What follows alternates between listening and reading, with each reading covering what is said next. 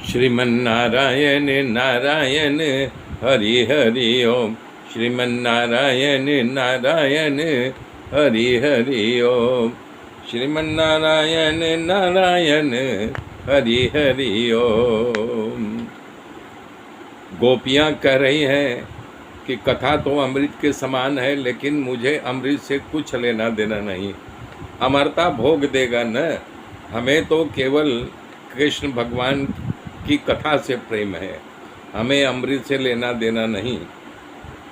तो उनकी कथा बता रही हैं। मैं जब आपकी कथा हमारे कानों में पड़ी तो हम जो है यानी कि जीने का एक रास्ता मिल गया। इसी प्रकार से सुखदेव जी सबसे पहले अपने गुरु का और पिता का परिचय दिया, फिर यानी कि भगवान का परिचय दिया, फिर अपना परिचय दिया।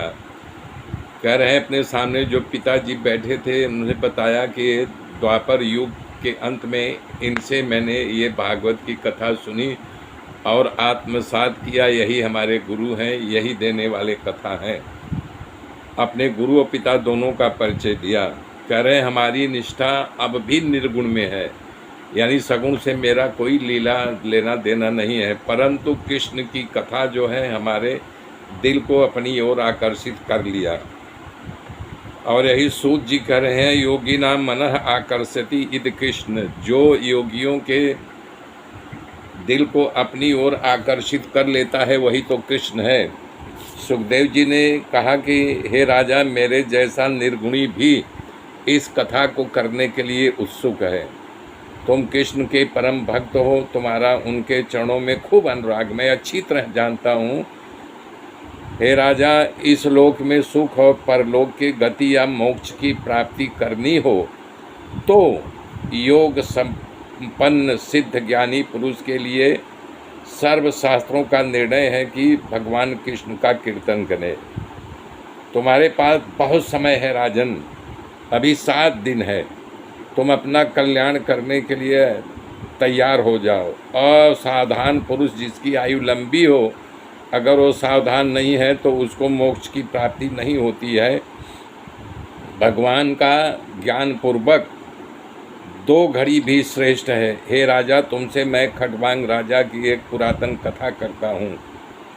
खड़वांग राजा यमराज के मित्र थे। वो यमलोक जाया करते थे, आया करते थे। एक दिन बात है कि यमपुरी पहुँच गए। यमराज से पूछा कि हे मित्र, हमारी आयु कितनी शेष है? तो यमराज ने कहा कि नहीं, ये हमसे मत पूछो। तो बोले हमारी तुम्हारी दोस्ती का क्या मतलब?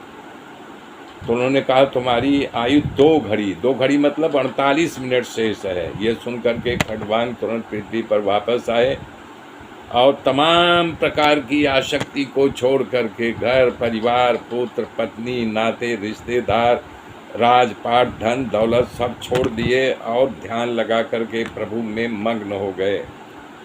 तुम्हारे पास तो 7 दिन है, अतः समय में घबराना नहीं चाहिए।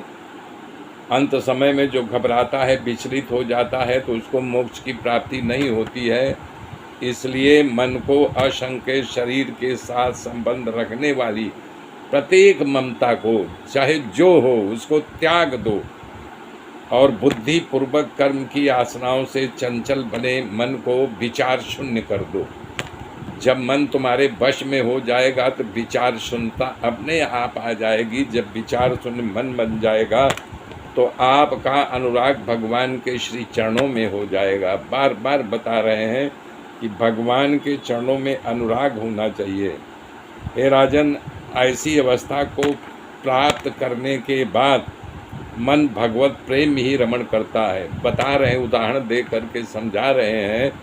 जैसे शक्कर की पोटली को आप ले जाओ दरिया में डाल दो तो शक्कर की पोटली कहाँ विलीन हो जाएगी? समंदर में। वो समंदर में बन जाएगी, शक्कर का नामो निशान मिट जाएगा। इसी प्रकार भगवान में जो अपने मन को तदाकार कर देता है उसका मन चित्त सब जो है भगवान में बन जाता है, तो फिर वो भगवान का ही रूप में विलीन हो जाता है।